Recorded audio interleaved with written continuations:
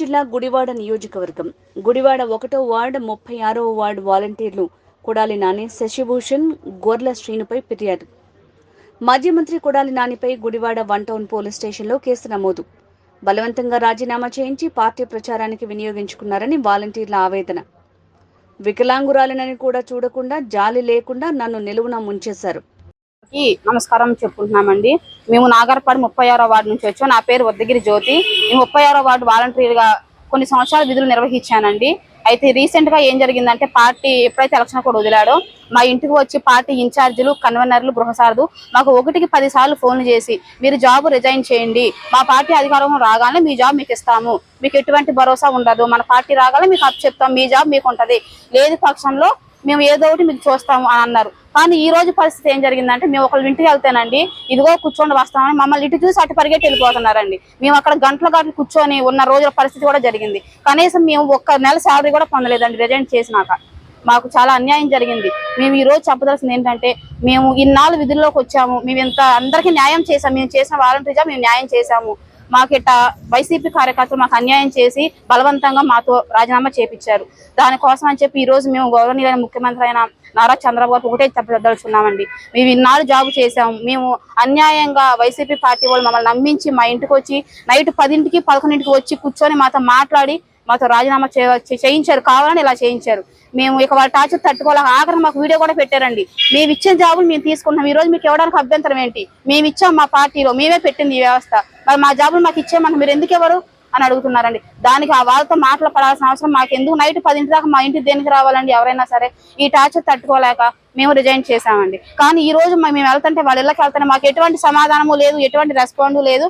సరే కనీసం phone call కూడా లిఫ్ట్ చేయని పరిస్థితి అండి. ఇప్పుడు మా పరిస్థితి ఏంటి? మేము నారా చంద్రబాబు నాయుడు ఒకటే అడుగుతున్నామండి, మా మీద దయ ఉంచి, మా యందు దయ ఉంచి మా జాబులు మాకు ఇప్పించవలసిందిగా గౌరవనీయులైన నారా చంద్రబాబు నాయుడు గారికి, నారా లోకేష్ గారికి, అలాగే పవన్ కళ్యాణ్ గారికి ఒకటే అడుగుతున్నామండి, మా జాబ్ మాకు ఇప్పించవలసిందిగా, మేము న్యాయం చేయవలసిందిగా టీడీపీ పార్టీని కోరుతున్నాము.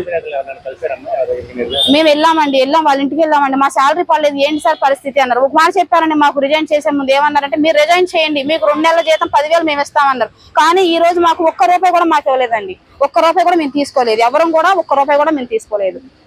మాకు న్యాయం చేయాల్సిందిగా మేము టీడీపీ అభ్యర్థులను ఒకటే కోరుచున్నామండి. ఇది కూడా మేము రిజైన్ చేసిన లెటర్స్. మేము ఏ పార్టీ తరఫున మేము పని చేయట్లేదండి, మా వాలంటరీ వ్యవస్థను మేము చేసామండి. మేము న్యాయం చేయాలని వచ్చాము, అట్లా చేసాము. మా యొక్క పరిస్థితి చూసైనా మీరు దయచేసి ఒక్కసారి మా యొక్క ఆవేదన వింటారని చెప్తున్నాను. ఏంటంటే అయ్యా, మేము వాలంటరీలుగా 5 సంవత్సరాలు మేము ఏ పరిస్థితిలో ఉన్నా సరే నేను బండి మీద వెళ్ళి ప్రతి ఇంటికి వెళ్ళి ప్రతి పథకాన్ని గురించి మేమైతే చెప్పాము. రాజీనామా మేము చేయము అన్నా సరే మా యొక్క ఇన్ఛార్జీలు ఎవరైతే ఉన్నారో వాళ్ళు వచ్చి రాజీనామా చేయాలి, తప్పదు, మీరు చేస్తేనే ఎదుటి వాళ్ళు కూడా చేస్తారు అని 4-5 సార్లు వచ్చారండి.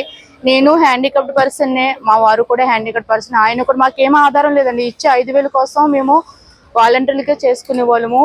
వాళ్ళు ఏమన్నారంటే, మీరు రాజీనామా చేస్తే 2 months శాలరీ ఇస్తామన్నారు. నా పరిస్థితి, నేను హ్యాండిక్యాప్డ్ ఉన్న యాక్సిడెంట్ అయింది కాబట్టి ఇప్పుడు ఈ కాళ్ళు కూడా నాకు ఏం నడవనివ్వట్లేదండి. ఒకప్పుడు కర్రపట్టి నడిచేదాన్నండి, ఇప్పుడు అది కూడా లేదు. రాజీనామా చేస్తే మీకు శాలరీ ఇస్తాము, తర్వాత మన పార్టీ వస్తుంది, మిమ్మల్ని తీసుకుంటాము అన్నారండి.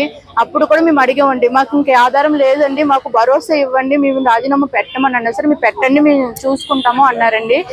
ఇప్పుడు మేము ఎలక్షన్ కోడ్ ముందు నుంచి అడుగుతున్నామండి. ఎలక్షన్ లో 2 months శాలరీ కూడా ఇవ్వలేదు. ఎలక్షన్ కౌంటింగ్ ముందు రోజు కూడా మేము శాలరీ గురించి అడిగామండి, అప్పుడు ఏమీ చెప్పలేదు. ఇప్పుడు కూడా మేము వాళ్ళ శాలరీ గురించి అడిగితే ఎవరు ఏం మాట్లాడలేదు. ఇప్పుడు మా జాబుల గురించి అడిగితే వైసీపీ వాళ్ళని ఒక్క సమాధానం కూడా ఎవరు ఏమీ చెప్పట్లేదండి.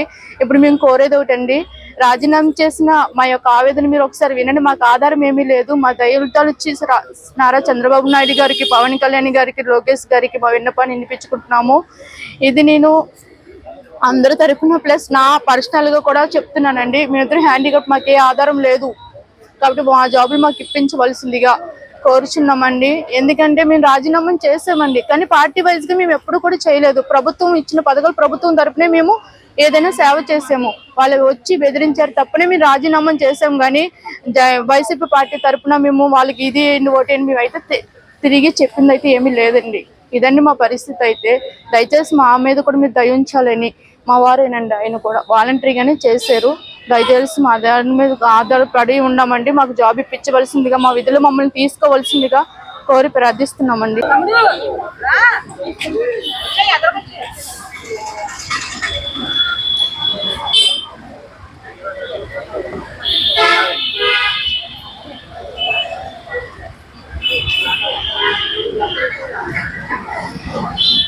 ఎవరైనా